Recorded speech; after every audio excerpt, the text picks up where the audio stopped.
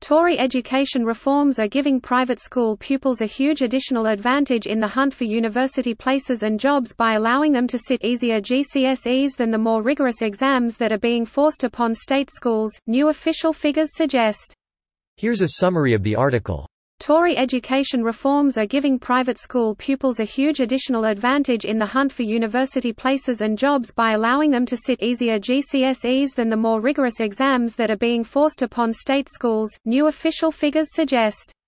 Data released in Parliamentary Answers, and research into the exams chosen by private schools, shows the extent to which the independent sector is still opting for less demanding, internationally recognized GCSEs, which state schools are progressively being barred from using. Last night the Labour MP Lucy Powell, a former Shadow Education Secretary, who received the data after tabling a parliamentary question, said it was now clear that reforms of the GCSE system had put state school pupils at a disadvantage compared with their private school counterparts.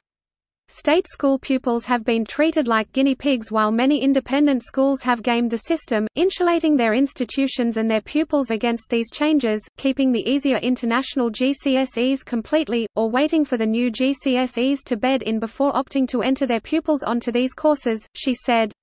Analysis of entries in all subjects shows that 3 out of every 4 IGCSEs taken were sat in private schools.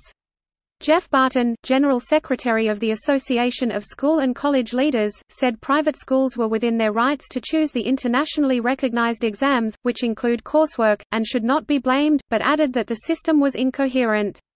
Pupils at schools including the £37,296 per year boarding school Sevenoaks School and £17,040 per year Abbey School in Reading were only entered for IGCSEs.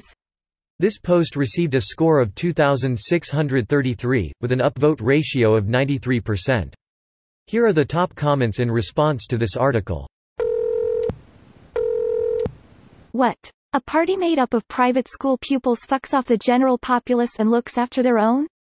Shock fucking horror lol. Never mind which test is harder, they should all take same tests. This was followed by hasty rewriting of GCSEs, stripping coursework out of most of them, and placing huge amounts of emphasis on final examination papers. Now the government has removed most IGCSEs from school performance tables, which effectively means state school pupils can no longer take these qualifications. Year 11 pupils typically sit more than 30 hours of examinations in the new GCSE system, and we are very concerned about the impact on their mental health and well-being.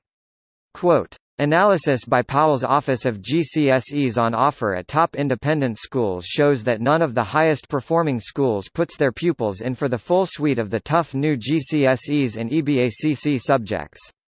Pupils at £40,668 per year Eton College were only entered into IGCSEs and EBACC subjects.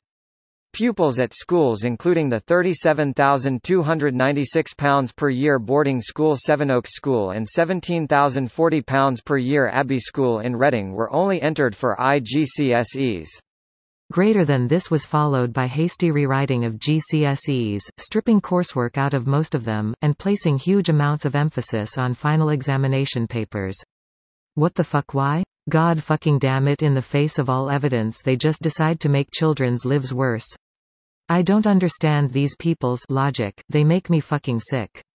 The reasoning is that coursework generally did very little in most subjects to distinguish pupils, i.e. everyone scored the same because schools just learnt how to do the coursework and were able to clearly tell the students exactly what they needed to do to get 100%. Given that coursework couldn't be done under exam conditions, and that it was marked by schools individually rather than exams being marked by others, coursework for a lot of subjects just generally wasn't a good measure of how competent students were. That's the reasoning, make of it what you will. Furthering the idea that education boards just want to teach students to pass exams, rather than actually teach course content. Honestly, that's never not going to be the case. We have to assess how good our job schools are doing in some way or another. There aren't really any other practical ways of doing that other than looking at exam results. So if schools are assessed based on their results, then that's what they're going to be focused on getting. This video was automatically created by Reddit to Speech. The article and comments in this video were selected from Reddit according to their upvotes, and any paraphrasing was performed by smmry.com, without any human intervention.